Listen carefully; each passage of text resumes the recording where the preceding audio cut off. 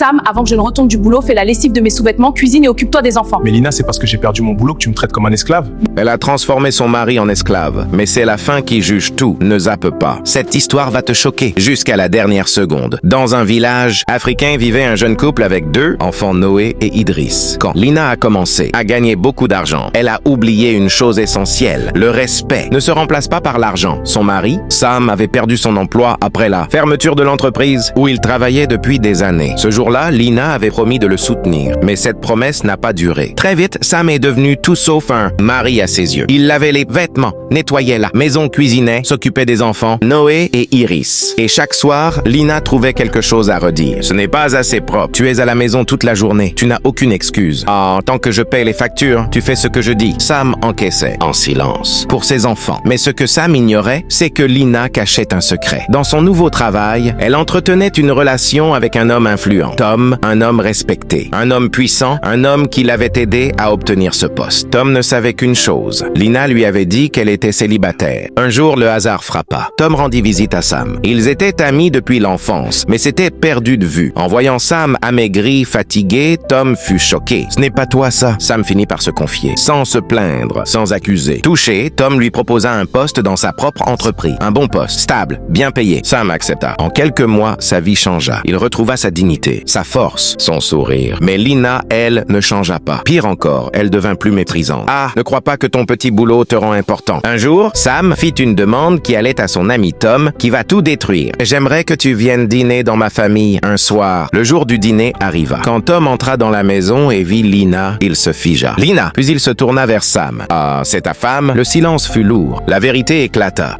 Tom comprit immédiatement qu'il avait été manipulé, utilisé, trompé. Sans élever la voix, il se leva. « Notre relation est terminée. Et dès demain, tu n'as plus ta place dans mon entreprise. » Lina tenta de parler, de pleurer, de se justifier. Mais c'était trop tard. Ce soir-là, Sam prit une décision définitive. « Tu m'as humilié. Tu m'as menti. Tu as détruit ce foyer. » Il fit ses valises. Il prit ses enfants et il partit. Lina se retrouva seule, sans mari, sans travail, sans soutien. Les mois passèrent. Elle perdit son appartement, ses amis, son statut. Celle qui donnait des ordres mendiait désormais de l'aide. Celle qui humiliait souffrait en silence. Sam, lui, reconstruisit sa vie avec ses enfants, paisiblement, dignement, moral. L'argent ne donne jamais le droit d'humilier. Celui qui transforme son conjoint en esclave finit toujours par tout perdre, parce que le respect est la vraie richesse. Ces histoires sont inspirées de réalités que beaucoup vivent en silence. Abonne-toi pour ne rien rater et partage si ça t'a parlé. À très bientôt pour une nouvelle histoire.